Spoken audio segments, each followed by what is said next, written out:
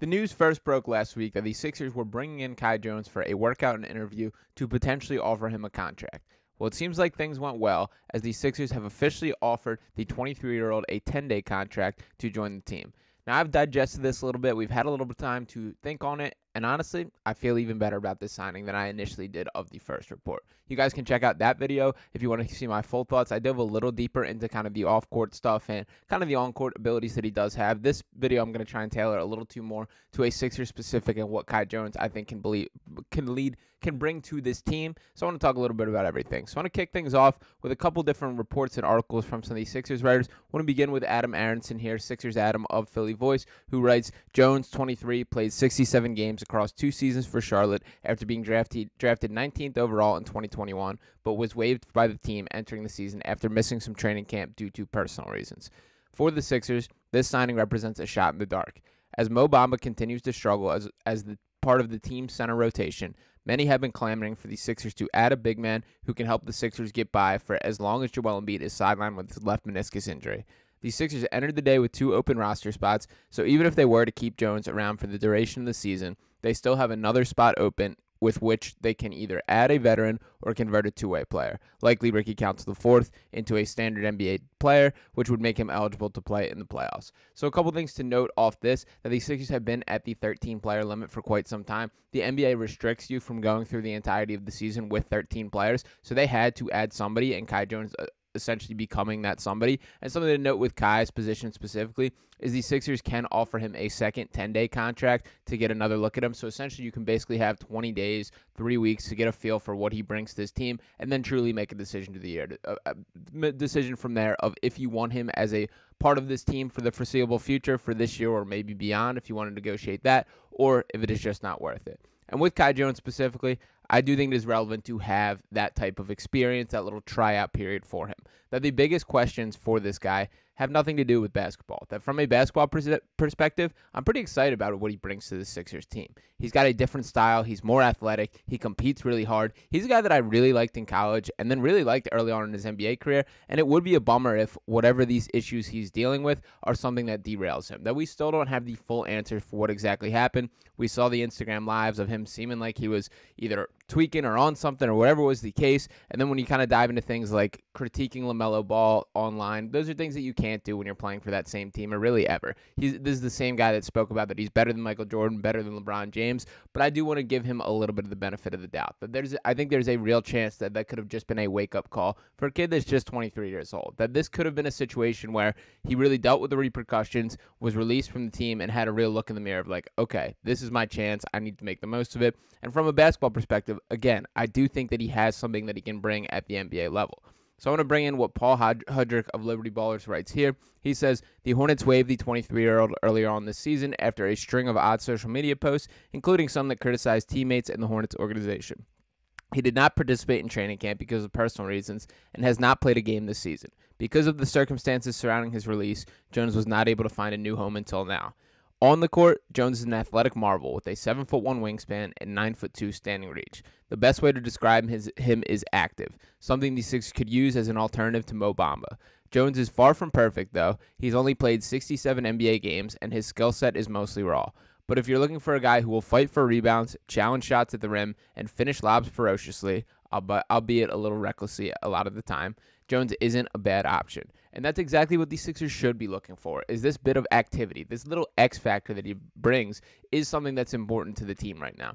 Now, when you look at this current Sixers team, there's a lot of you know what you're getting. That Kyle Lowry is who Kyle Lowry is. Tobias Harris is who Tobias Harris is. You kind of have an expectation of what these guys are going to bring. Kai Jones has a little something extra, that he could be more than what we've seen from him so far. And frankly, I would take that gamble that he can be that level of player. That just from the basketball perspective, again, I've really liked what I've seen from him, and he's been a guy that I've been excited about. To touch a little on his past, taking a look at his college stats here, he spent 2 years at Texas. I know I mentioned this on the last video, but Texas tends to always recruit, try and get at least one big man with a massive wingspan, massive catch radius, use him as a lob threat. Mo Bamba also went to Texas and plays a little bit of a similar role, although Kai Jones, another level athletically, and really just the functional athleticism that he has when we're talking about driving to the paint, the pace that he plays with. Speed is a real weapon in his game, and that's rare for a guy that's 6'11", and that's what we're going to see from Kai Jones. But to touch touch on the college stats here. As a freshman, just 3.6 points per game in his 16.7 minutes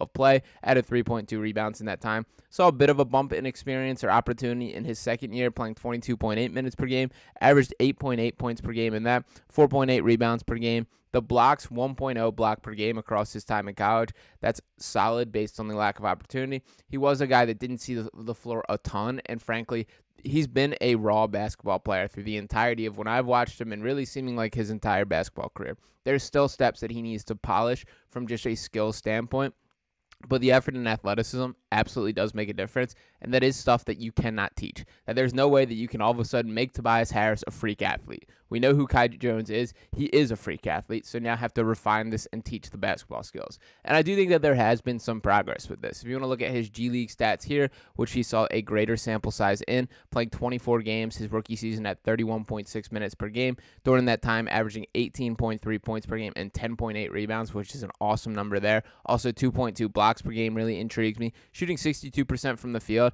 And this is something that I think is interesting to note. He attempted 2.8 three-point attempts per game in his rookie season. That dropped to just 0.6 his sophomore year, his second year in the league, which I do think is a little bit concerning, but just something to keep an eye on there. Not something I'm going to read too heavy into. But the thing that I will note is in the second year, you do see the opportunity and minutes drop a little bit. That had more to do with him getting more opportunity at the NBA level. I didn't want to pull up those numbers because they are pretty small and not enough of a sample size that I think we can truly read into. But I do think that's something worth noting before I kind of critique this. But in his second year, playing just 14 games at the G League level, 13 that he started, 27.9 minutes per game. So as I mentioned, a slight dip from his rookie year, but still averaging 15.5 points, 8.5 rebounds, 1.4 assists, 1.1 steals, 2.0 blocks. And as I mentioned, the three-point attempts did go down a significant margin, but overall shooting 75% from the field is super impressive there. When he chooses the correct shot diet, which for Kai Jones will be catching lobs, finishing in around the rim, getting out in transition, those are essentially what they're going to want from him. He should be shooting a sky-high attempt from the field. And that is what indications have shown so far. That I wanted to pull this up from Austin Krell of 97.3 ESPN. He does a nice job putting this, saying that Jones registered a block rate of 2.5% and a steal rate of 1.3%, ranking 79th and 72nd percentiles among bigs, respectively, in 468 minutes in the 22-23 season.